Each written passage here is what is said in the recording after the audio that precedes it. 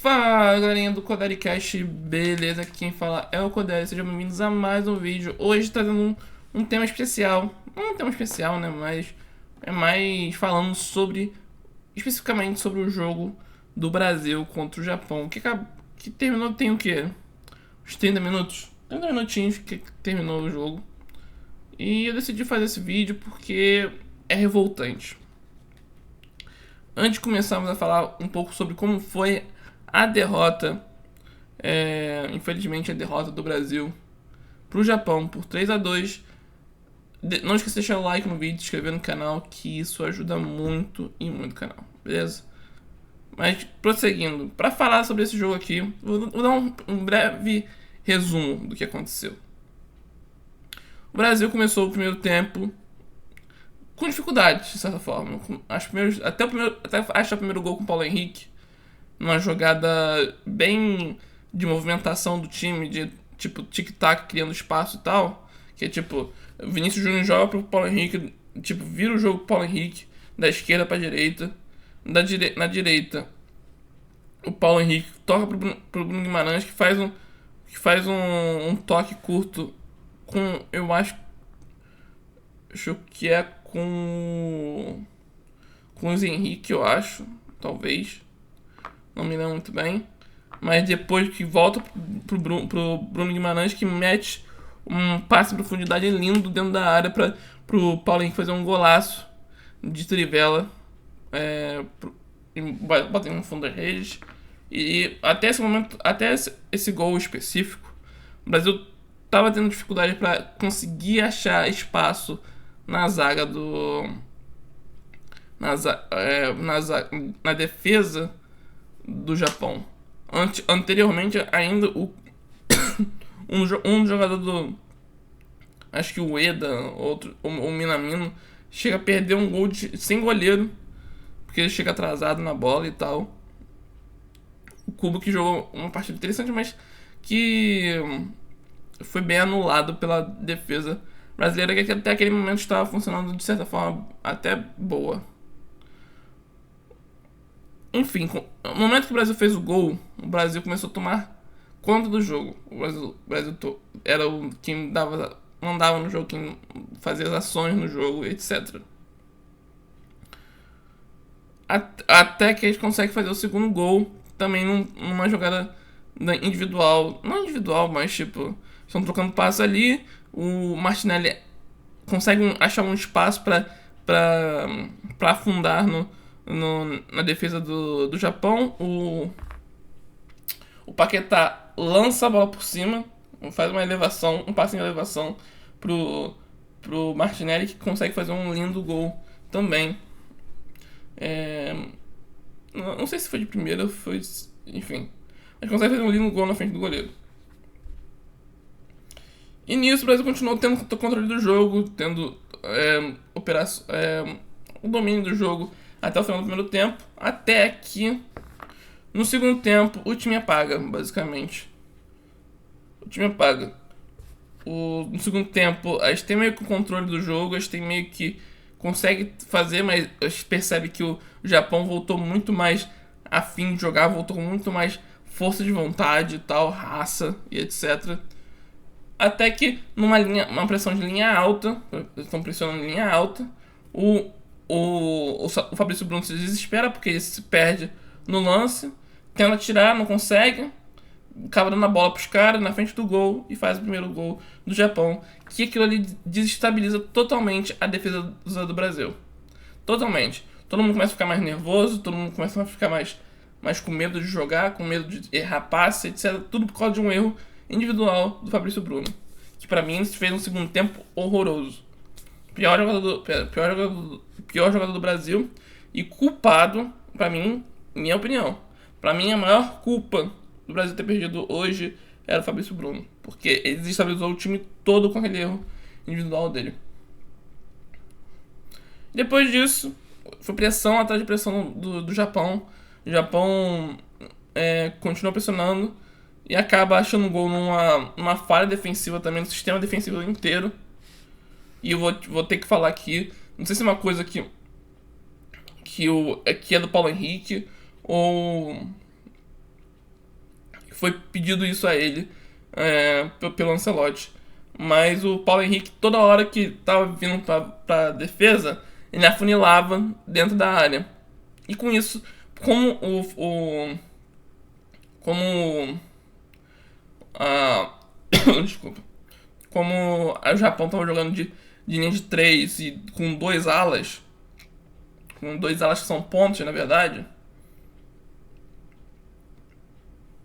ele acaba sendo sobrecarregado, porque ele ia pra dentro pra marcar um, porque o Fabrício Bruno normalmente não marcava, ou o Fabrício Bruno tava marcando outro, e sobrava um nas costas porque o Luiz Henrique não voltava.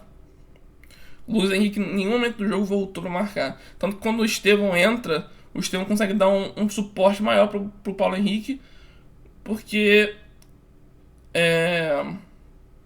ele tava voltando, tava marcando, etc. O que o Luiz Henrique não fazia. Mas, na minha opinião, ali, nesse específico gol, foi falha tanto do sistema defensivo quanto do Paulo Henrique e do Fabrício Bruno. Pra mim, isso foram falhas deles dois que resultou no gol. Porque o Fabrício Bruno poderia falar: não, deixa comigo, vai marcar o cara lá que tava livre. E o Paulo Henrique tinha que ter esse entendimento de ir marcar o cara lá também e não funilar. Como eu disse, não sei se é uma coisa do Ancelotti que pediu ou se é uma coisa do jogador. Eu já vi ele fazendo isso no Vasco, então pode ser uma coisa do jogador. Mas enfim, nisso o Nakamura chuta pro gol, livre. Antes do Nakamura fazer o gol, o Fabrício Bruno bota o pé na frente pra tentar tirar e acaba fazendo um gol contra. Mas no final o gol foi dado para o Nakamura. E no terceiro gol, e logo depois, uns 10 minutos depois, quantos minutos depois? Que eles empatam aos 62, 9 minutos. Tipo, eles fizeram o gol 52 aos 7 minutos. Os 7 minutos de jogo do segundo tempo. Aos 17 empata e aos 26. Aos 26 vira um jogo. Com o Eda. O lance que gerou o gol, porque o gol veio de um cruzamento, que pra mim, outra falha individual, que pra mim o Beraldo não tava marcando ninguém. Tava tentando se reposicionar pra marcar o cara, mas aí chegou tarde. E no desespero do Hugo, ele spawna meio que pra dentro do gol. Antes disso, veio o lance que originou o escanteio, né? E o lance que originou o escanteio, basicamente, o Fabrício Bruno perde na cabeça. Claro que ele desvia, acaba tirando o gol, mas ele perde na disputa aérea, que não deveria ter perdido nunca. Pro jogador que perdeu. Nunca. E perde na disputa aérea pro jogador do Japão. E que bate na trave, bate nele, bate na trave, que acaba gerando um escanteio, que é da onde sai o gol. O gol do Japão. E depois daí veio várias substituições. Entrou Estevão, entrou Matheus Cunha, entrou Richarlison, entrou Wellington, entrou vários, Caio Henrique, entrou vários jogadores. E aí, na minha opinião, foi um erro do Ancelotti, porque o Ancelotti não poderia ter mantido, acho que depois do segundo gol, o Ancelotti não podia ter mantido o Fabrício Bruno. Tinha que ter colocado o Gabriel Magalhães, tinha que ter colocado alguém no lugar dele ali. Tipo, ele tinha opção no banquinho, deixa eu ver aqui. Ele tinha o Éder Militão, o Éder Militão seria a melhor opção. Tinha o Militão, tinha o Magalhães. Eu poderia botar qualquer um desses dois aqui no lugar do Fabrício Bruno e melhoraria a situação da zaga em si. Porque eu acho que a zaga em si sofreu. Não é que sofreu, mas tipo. Perdeu confiança, começou a ficar muito nervosa depois da falha do Fabrício Bruno. Então, no momento que o Fabrício Bruno falha e acaba botando a bola pra dentro no segundo gol, se eu na minha humilde opinião, acharia que o Fabrício Bruno estaria desestabilizado mentalmente. O que foi comprovado durante o jogo. Ele estava mal. Tanto que quando termina o jogo, ele fica um bom tempo olhando reto assim não acreditando no que aconteceu. Porque ele estava abalado mentalmente. E o técnico, que é o Ancelotti, que já tem muita experiência no mercado, deveria de saber disso e tirar o Fabrício Bruno do jogo no momento que essas duas coisas acontecem. Mas enfim, todas as substituições que ele fez não deram resultados. E pra mim, fica como posso dizer? Fica um sentimento negativo. Um sentimento de que muitos jogadores aqui. A gente pode até ver a escalação aqui. Eu tenho só fiscal aqui. A gente pode dar uma olhada. Aqui, o time do Brasil. A gente foi a campo hoje com Hugo Souza. Foi um time totalmente mexido. A gente foi a campo com Hugo Souza. Vou botar minha câmera mais pra baixo. Tampar aqui o negócio. Aí vem a campo com Hugo Souza, Paulo Henrique, Fabrício Bruno, Lucas Beraldo, Carlos Augusto, Bruno Guimarães, Casemiro, Paquetá. Aqui o meio de campo meio que titular da seleção, só que adicionou o Paquetá. E a gente foi. Desculpa, gente, acordei muito cedo pra ver o jogo, tô sentindo esse sono. E Luiz Henrique, Vinícius Júnior e Martinelli. Tipo, o time foi todo mexido em campo. Eu concordo com isso. Concordo com isso. Opa, merda. Eu tô mexendo. Eu tô pensando que minha mão tá dentro do OBS, mas enfim. Dito isso, a gente não pode ter essas falhas que a gente cometeu hoje. Jogador como Beraldo não pode falhar no terceiro gol como falhou. Jogador como Fabrício Bruno, que já tem muitos anos de mercado, não pode. Claro, o Fabrício Bruno é um jogador limitado, acho que todo mundo sabe disso. Mas não pode cometer esses erros.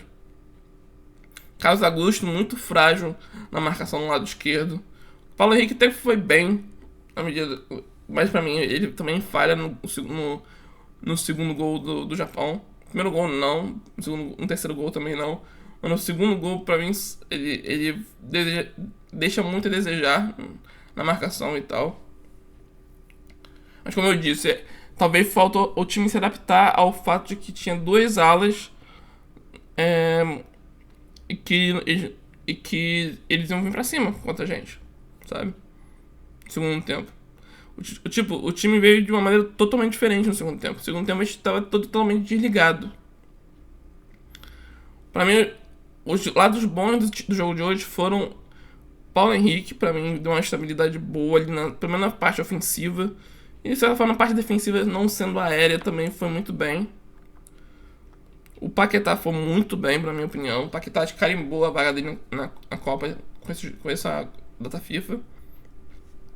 O Casemiro, eu tenho meus receios. Acho que o Casemiro cansa muito rápido.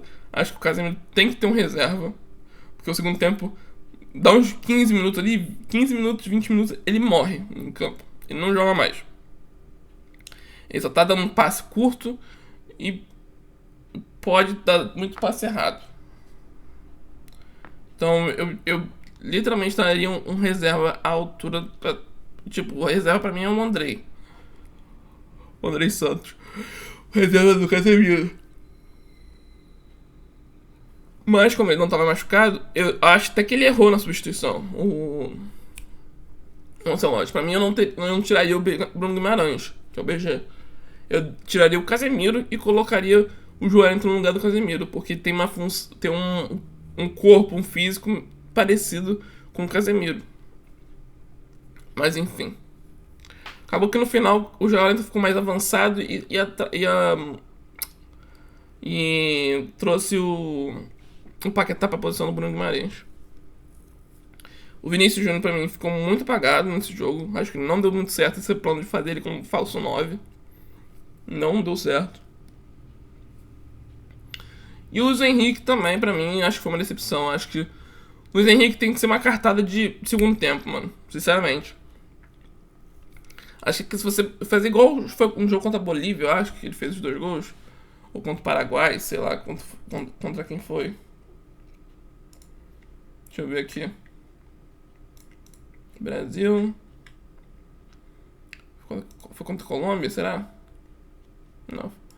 Foi contra a Bolívia mesmo. Não é Bolívia não, acho que perdeu contra a Bolívia.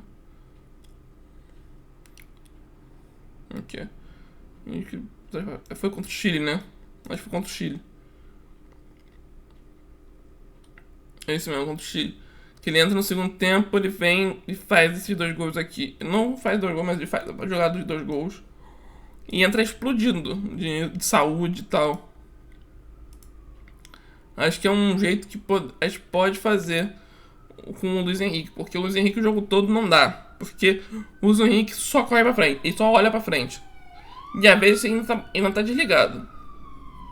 Porque no lance que tem o gol anulado do Luiz Henrique. Não anulado. Anulado do Matheus Cunha.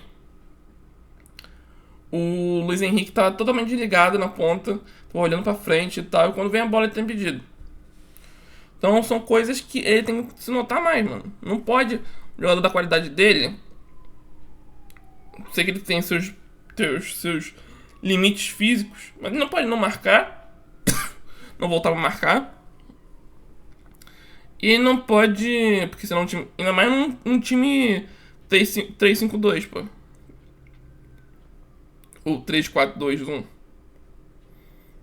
Que você tem 2 alas que vão se juntar.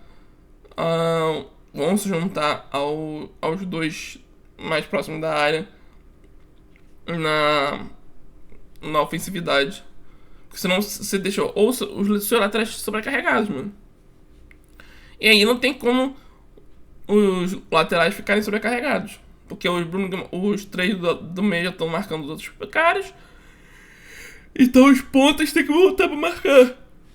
E se isso não foi dito pelo Ancelotti, ele tá errado. Porque você não pode deixar 2 em cima de um lateral, pô. Não pode, porque senão você fica sobrecarregado. Você deixa espaço. E isso aconteceu muitas vezes durante o jogo. Não sei se o Martinelli. Eu não tava olhando muito pro lado do Martinelli, mas eu acho que o Martinelli voltava de vez em quando. É porque eles também não avançaram tanto assim pra direita. A direita foi no primeiro tempo que o Brasil tava meio sob controle. No segundo tempo que eles foram mais pra esquerda porque o Ito que tava jogando lá, eu acho, uma coisa assim. Mas enfim. Eu acho que isso deixa uma lição pro Brasil de que o Brasil não é isso tudo. Que o Brasil, com os seus jogadores de reserva, não consegue resolver as coisas. E que é um adeus aqui pra Fabrício Bruno, pra alguns jogadores aí da lista, mano, que não deram muito certo nessa data. Eu acho que o Paulo Henrique ganhou talvez mais uma chance em novembro. Com essa data FIFA. Acho que o Hugo foi prejudicado de certa forma. Acho que o Hugo não foi muito ativado durante o jogo. Apesar de que os 3 gols, só dos 3, só um ele poderia defender, na minha opinião. Se não tivesse desapavorado, mas aí ele tava nervoso já pela situação do time. Mas é isso, mano. Acho que fica um saldo negativo.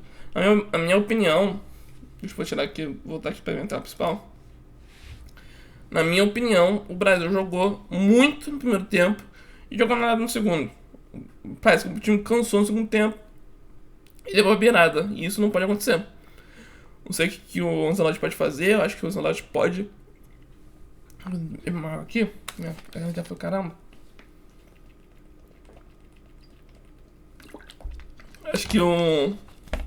Eu acho que o Ancelotti vai ter que resolver esse lado defensivo ainda.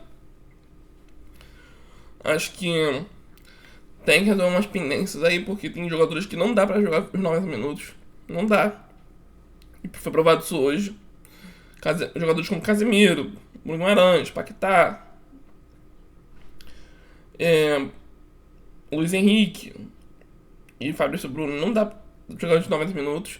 Fabrício Bruno acho que não merece mais ser colocado depois do que aconteceu hoje.